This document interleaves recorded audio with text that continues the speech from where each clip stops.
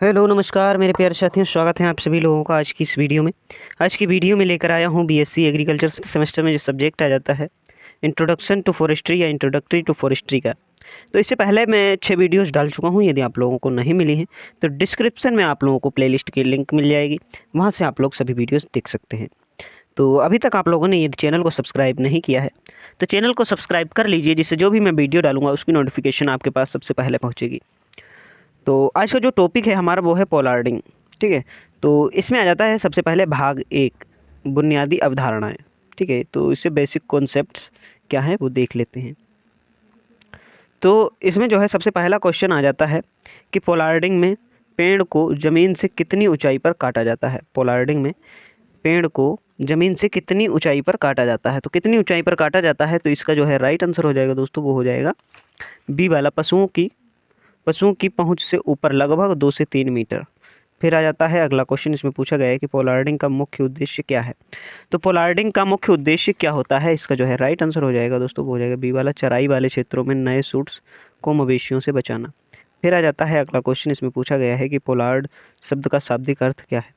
तो पोलार्ड शब्द का शाब्दिक अर्थ क्या है, इसका जो है राइट आंसर हो जाएगा दोस्तों, वो हो जाएगा बी वाला, सिर काटना, टू टॉप या हेड। फिर आता है अगला क्वेश्चन। इसमें पूछा गया है कि पोलार्डिंग किस प्रकार की वानिकी प्रणाली है, सिल्वीकल्चर सिस्टम का हिस्सा है। तो इसका जो है राइट आंसर हो जाएगा दोस्तों, वो हो जाएगा बी वाला, किलो फॉरेस्ट प्रणाली का हिस्सा है। फिर आ जाता है अगला प्रश्न। अगला प्रश्न हमारा इसमें पूछा गया है कि क्या पोलार्डिंग से पेड़ की मृत्यु हो जाती है। क्या पोलार्डिंग से पेड़ की मृत्यु हो जाती है, तो इसका राइट आंसर हो जाएगा नहीं, यदि सही तरीके से किया जाए तो पेड़ जीवित रहता है। फिर आ जाता है अगला क्वेश्चन हमारा। इसमें पूछा गया है कि पोलार्डिंग के बाद निकलने वाले अंकुरों को क्या कहा जाता है। तो इसका जो है राइट आंसर हो जाएगा दोस्तों, वो हो जाएगा बी वाला, पोलार्डिंग कहा जाता है। पोलार्डिंग के बाद निकले वाले नए अंकुरों को क्या कहा जाता है, पोलार्डिंग कहा जाता है। फिर आ जाता है अगला क्वेश्चन। इसमें पूछा गया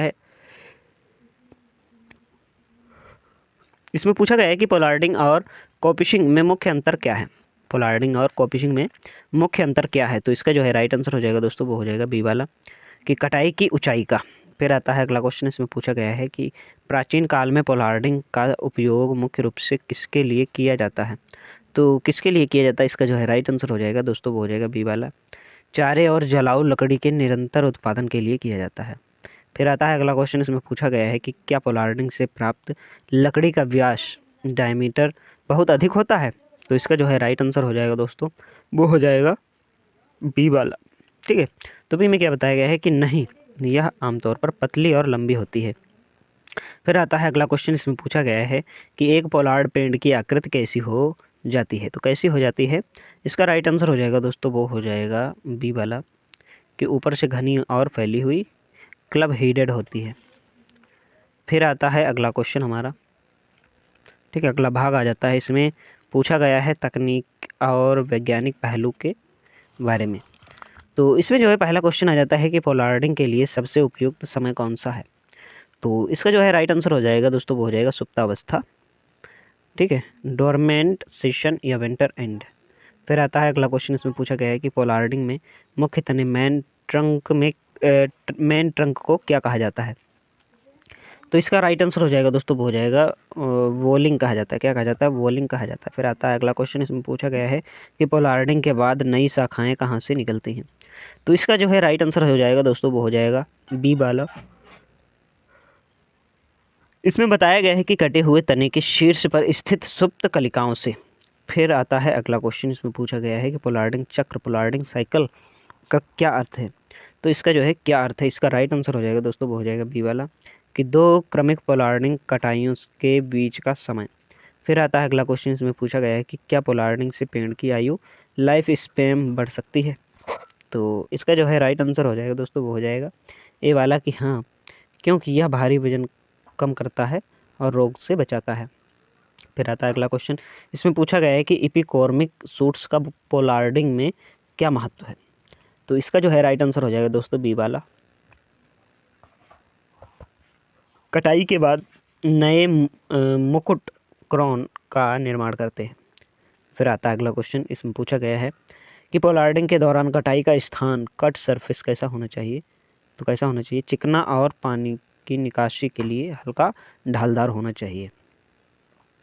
फिर आ जाता है अगला क्वेश्चन, इसमें पूछा गया है कि यदि पोलार्डिंग बहुत ऊंचाई पर की जाए तो क्या नुकसान हो सकता है, तो क्या नुकसान हो सकता है, इसका जो है राइट आंसर हो जाएगा दोस्तों वो हो जाएगा ए वाला, कि कटाई और प्रबंधन में कठिनाई। फिर आता है अगला क्वेश्चन, इसमें पूछा गया है कि क्या पोलार्डिंग के बाद खाद देना आवश्यक है, पोलार्डिंग के बाद खाद देना आवश्यक है, तो इसका जो है राइट आंसर हो जाएगा दोस्तों वो हो जाएगा ए वाला, हाँ, तेज़ी से रिकवरी के लिए आवश्यक है। फिर आता है अगला क्वेश्चन, इसमें पूछा गया है कि जलाऊ लकड़ी के लिए पोलार्डिंग चक्र आमतौर पर कितने वर्ष का होता है, तो इसका जो है राइट आंसर हो जाएगा दोस्तों वो हो जाएगा बी वाला, 2 से 5 वर्ष का होता है। फिर आ जाता है भाग 3, इसमें पूछा गया है प्रजातियों और अनुप्रयोग से संबंधित क्वेश्चन।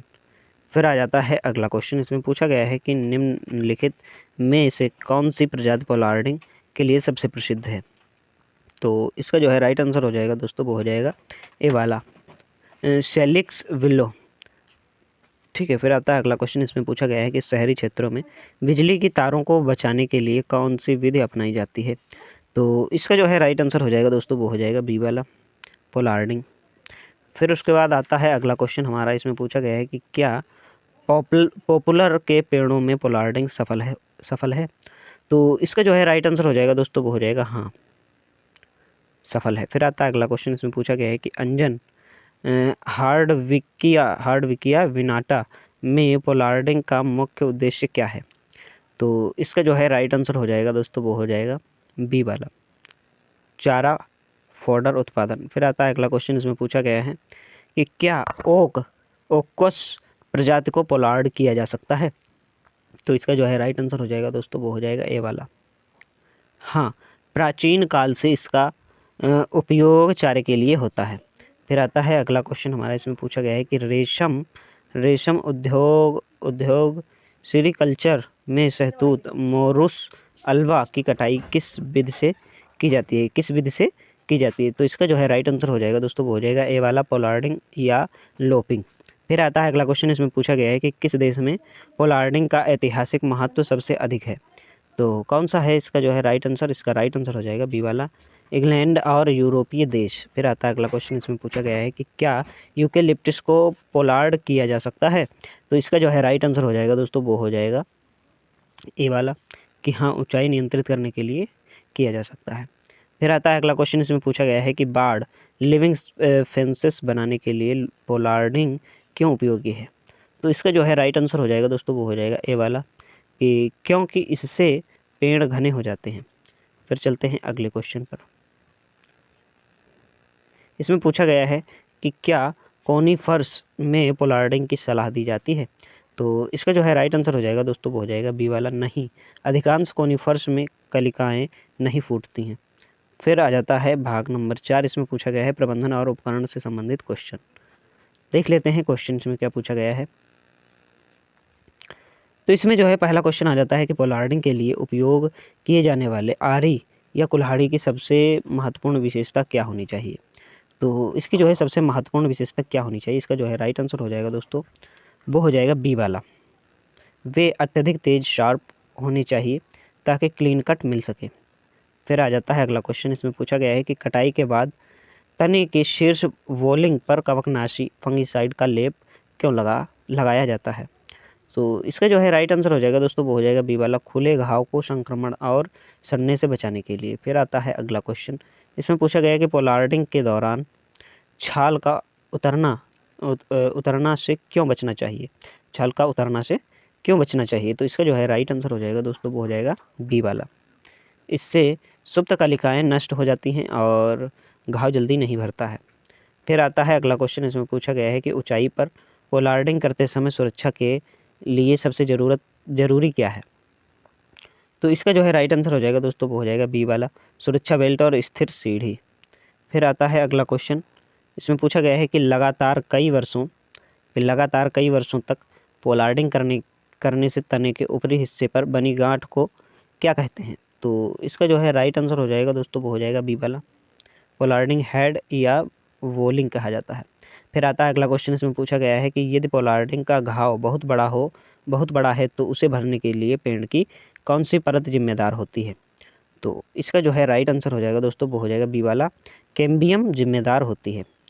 फिर आता है अगला क्वेश्चन, इसमें पूछा गया है कि अस्वस्थ या रोगग्रस्त पेड़ों की पोलार्डिंग का परिणाम क्या हो सकता है? तो इसका जो है राइट आंसर हो जाएगा दोस्तों, वो हो जाएगा बी वाला, पेड़ के सूखने या मरने की संभावना बढ़ जाती है। फिर आता है अगला क्वेश्चन, इसमें पूछा गया है कि उपकरणों को एक पेड़ से दूसरे पेड़ पर ले जाने से पहले कीटाणु रहित क्यों करना चाहिए? तो इसका जो है राइट आंसर हो जाएगा दोस्तों, वो हो जाएगा बी वाला, बीमारियों के प्रसार को रोकने के लिए। फिर चलते हैं अगले क्वेश्चन पर, इसमें पूछा गया है कि पोलार्डिंग के बाद थिनिंग विशाल सूट्स की छटाई कब की जाती है? तो इसका जो है राइट आंसर हो जाएगा दोस्तों, वो हो जाएगा बी वाला, जब सूट्स बहुत घने हो जाते हैं हो जाएं और वृद्धि प्रभावित हो। फिर आता है अगला क्वेश्चन, इसमें पूछा गया है कि क्या मशीनीकृत पोलार्डिंग के लिए उपयुक्त है? चेनसॉस पोलार्डिंग के लिए उपयुक्त है। तो इसका राइट आंसर हो जाएगा हाँ, लेकिन सावधानी से, ताकि वोलिंग को नुकसान ना हो। फिर चलते हैं अगले क्वेश्चन पर, इसमें जो है आ जाता है भाग 5। तो भाग 5 में पूछा गया है पारिस्थितिकी और आवास से संबंधित क्वेश्चन। तो इसमें आ जाता है पहला क्वेश्चन कि पुराने पोलार्ड पेड़ वन्य जीवों के लिए क्यों महत्वपूर्ण है? तो इसका जो है राइट आंसर हो जाता है दोस्तों, वो हो जाता है बी वाला, उनकी खोखली संरचना और घने सूट्स पक्षियों और कीटों को घर हैबिटेट देते हैं। फिर आता है अगला क्वेश्चन हमारा, इसमें पूछा गया है कि पेड़ों के वोलिंग सिर पर जमने वाली काई, मोच और लाइकेन किसका संकेत है? तो इसका जो है राइट आंसर हो जाएगा दोस्तों, वो हो जाएगा बी वाला, कि एक समृद्ध लघु पारिस्थितिकी तंत्र, माइक्रो इकोसिस्टम का। फिर चलते हैं अगले क्वेश्चन पर, इसमें पूछा गया है कि कौन से पक्षी अक्सर पुराने पोलार्ड पेड़ों के खोखले छिद्रों में घोंसला बनाते हैं? तो इसका जो है राइट आंसर हो जाएगा दोस्तों, वो हो जाएगा ये वाला, कठफोड़वा और उल्लू। फिर आता है अगला क्वेश्चन हमारा, इसमें पूछा गया है कि पोलार्डिंग से निकलने वाले कोमल सूट्स किस जीव के लिए भोजन का स्रोत बनते हैं? तो इसका जो है राइट आंसर हो जाएगा दोस्तों, बी वाला, हिरण और अन्य शाकाहारी वन्य जीवों के लिए। फिर आता है अगला क्वेश्चन, इसमें पूछा गया है कि क्या पोलार्डिंग जैव विविधता बायोडाइवर्सिटी को बढ़ावा देती है? तो इसका जो है राइट आंसर हो जाएगा दोस्तों हाँ, यह विभिन्न प्रकार के कीड़ों और कवकों को आश्रय प्रदान करती है। फिर आता है अगला क्वेश्चन, इसमें पूछा गया है कि पुराने पोलार्ड पेड़ों को एंसेंट मोनूमेंट्स के सामने क्यों माना जाता है? तो इसका जो है राइट आंसर हो जाएगा दोस्तों, वो हो जाएगा ए वाला, सॉरी, इसका जो है राइट आंसर हो जाएगा दोस्तों, वो हो जाएगा इसका बी वाला हो जाएगा, कि उनके ऐतिहासिक और पारिस्थितिक मूल्य के कारण। ठीक है, बी वाला इसका राइट हो जाएगा। फिर आता है अगला क्वेश्चन, इसमें पूछा गया है कि पोलार्डिंग का कीटों इंसेक्ट्स पर क्या प्रभाव पड़ता है? तो इसका जो है क्या प्रभाव पड़ता है, राइट आंसर हो जाएगा दोस्तों, बी वाला, सड़ती हुई पुरानी लकड़ी कई दुर्लभ भृंगों का घर बनती है। फिर आता है अगला क्वेश्चन, इसमें पूछा गया है कि पारिस्थितिक दृष्टि से वेटेरन ट्रीज के प्रबंधन के लिए पोलार्डिंग क्यों की जाती है? तो इसका जो है राइट आंसर हो जाएगा दोस्तों, वो हो जाएगा बी वाला, वजन कम करके पेड़ को गिरने से बचाने और उसे जीवित रखने के लिए। फिर आता है अगला क्वेश्चन हमारे, इसमें पूछा गया है कि क्या पोलार्डिंग परागणकों को लाभ होता है? तो इसका जो है राइट आंसर हो जाएगा दोस्तों, वो हो जाएगा हाँ, यदि सूट्स पर समय पर फूल आए तो। फिर आता है अगला क्वेश्चन, इसमें पूछा गया है कि वन्य जीव गलियारों में पोलार्ड पेड़ों का क्या महत्व है? तो इसका जो है राइट आंसर हो जाएगा दोस्तों, वो हो जाएगा बी वाला, वे छोटे जीवों को सुरक्षित मार्ग और विश्राम स्थल प्रदान करते हैं। फिर आ जाता है उसके बाद दोस्तों भाग 6। तो इस भाग 6 में पूछा गया है आर्थिक लाभ से संबंधित क्वेश्चंस।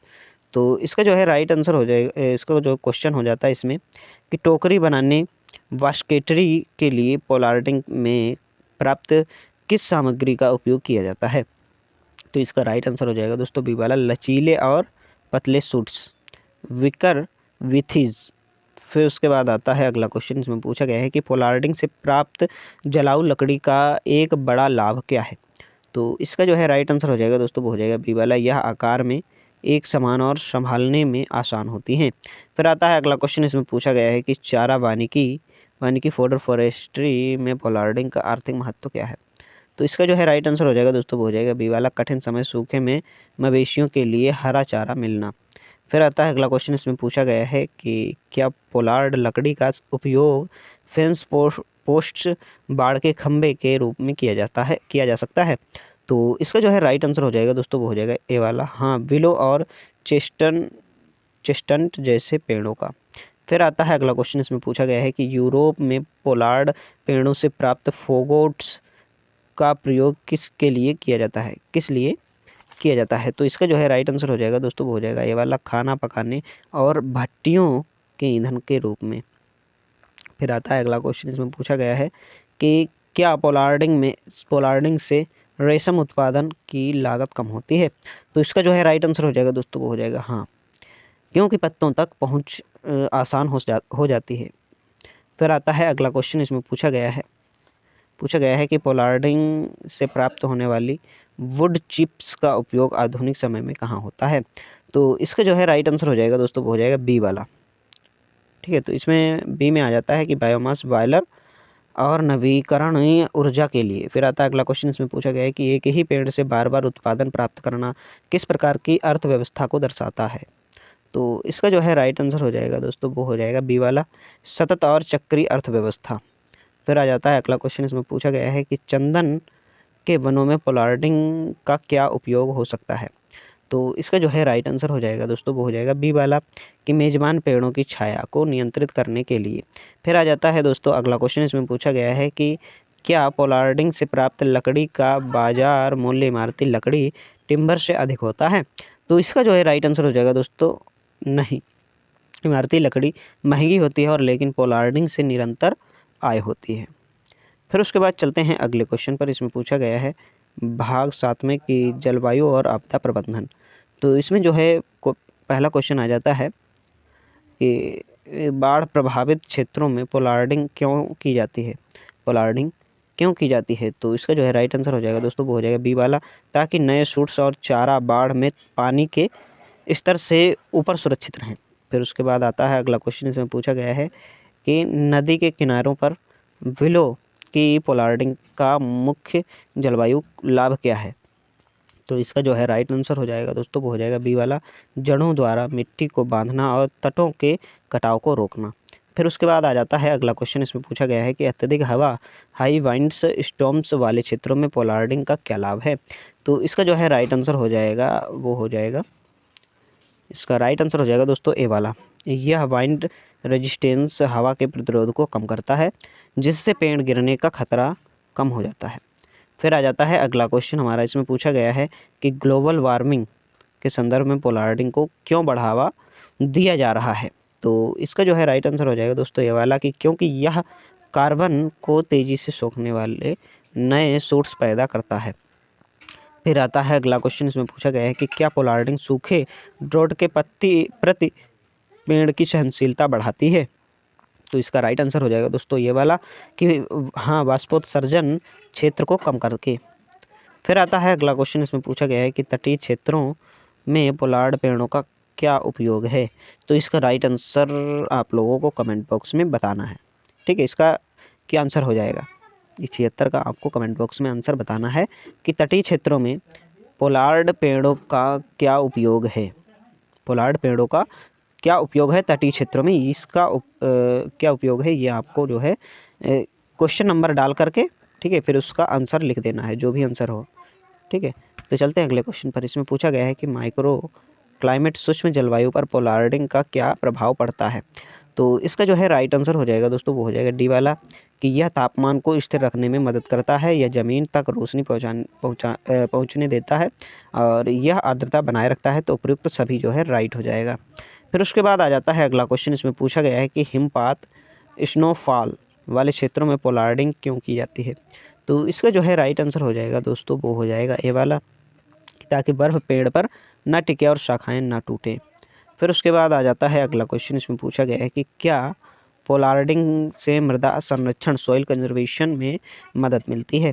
तो इसका जो है राइट आंसर हो जाएगा दोस्तों वो हो जाएगा ए वाला, हाँ, क्योंकि पेड़ का मुख्य जड़ तंत्र जीवित रहता है। फिर आता है अगला क्वेश्चन, इसमें पूछा गया है कि आपदा प्रबंधन में इमरजेंसी फोल्डर के रूप में किसे जाना जाता है। तो इसका जो है राइट आंसर हो जाएगा दोस्तों, वो हो जाएगा बी वाला, पोलार्ड पेड़ों की हरी टहनियों और पत्तियों को। फिर आता है अगला भाग, इसमें पूछा गया है कृषि वानिकी से संबंधित क्वेश्चन, एग्रो फॉरेस्ट्री से संबंधित क्वेश्चन। इसमें आ जाता है पहला क्वेश्चन कि कृषि वानिकी में पोलार्डिंग का प्राथमिक उद्देश्य क्या है। तो इसका जो है राइट आंसर हो जाएगा दोस्तों बी वाला, की मुख्य फसल के लिए सूर्य के प्रकाश की प्रतिस्पर्धा को कम करना। फिर आ जाता है अगला क्वेश्चन, इसमें पूछा गया है कि 82 वाला, इसमें पूछा गया है कि फसल के ऊपर शेड मैनेजमेंट के लिए पोलार्डिंग कब की जानी चाहिए। तो इसका जो है राइट आंसर आ जाता है दोस्तों, वो आ जाता है बी वाला, फसल बुवाई के समय या वृद्धि काल के दौरान। फिर आता है अगला क्वेश्चन, इसमें पूछा गया है कि एले क्रॉपिंग में पोलार्डिंग का क्या उपयोग है। तो इसका जो है राइट आंसर हो जाएगा दोस्तों, वो हो जाएगा ए वाला, पेड़ों की कतारों के बीच फसलों को रोशनी और स्थान देना। फिर आता है अगला क्वेश्चन, इसमें पूछा गया है कि क्या पोलार्डिंग से प्राप्त बायोमास को खाद के रूप में उपयोग किया जा सकता है। तो इसका जो है राइट आंसर हो जाएगा दोस्तों, वो हो जाएगा ए वाला, हाँ, पत्तियों को मल्चिंग या हरी खाद के रूप में कर सकते हैं। फिर आता है अगला क्वेश्चन, इसमें पूछा गया है कि कृषि वानिकी में पोलार्डिंग के लिए उपयुक्त ऊंचाई क्या है। तो इसका जो है राइट आंसर हो जाएगा दोस्तों, वो हो जाएगा बी वाला, फसल की ऊंचाई से पर्याप्त ऊपर ऊपर ताकि कृषि यंत्रों में बाधा ना आए। फिर आता है अगला क्वेश्चन, इसमें पूछा गया है कि पशुओं के साथ सिल्वो पास्चर प्रणाली में पोलार्डिंग क्यों अनिवार्य है। तो इसका जो है राइट आंसर हो जाएगा दोस्तों, वो हो जाएगा ए वाला, ताकि मवेशी पेड़ पेड़ के शीर्ष तक ना पहुंच सके। फिर आता है अगला क्वेश्चन, इसमें पूछा गया है कि कौन सी फसल पोलार्ड पोलार्ड पेड़ों के नीचे अच्छी तरह उगती है। तो इसका जो है राइट आंसर हो जाएगा दोस्तों, वो हो जाएगा छाया सहिष्णु फसलें जैसे हल्दी और अदरक। फिर आता है अगला क्वेश्चन, इसमें पूछा गया है कि क्या पोलार्डिंग फसल की पैदावार बढ़ सकती है। तो इसका जो है राइट आंसर आप लोगों को कमेंट बॉक्स में लिखना है, ठीक है। 88 नंबर डाल करके आप इसका आंसर लिख सकते हैं, और इससे पहले का जो था वो 76 नंबर था, उसका आपको कमेंट बॉक्स में लिखना है, ठीक है। 76 नंबर डाल करके 88 नंबर डाल करके आपको कमेंट बॉक्स में कमेंट करना है। फिर आता है अगला क्वेश्चन, इसमें पूछा गया है कि लिव स्टेक्स जीवित खंभे के रूप में पोलार्डिंग का उपयोग कहाँ होता है।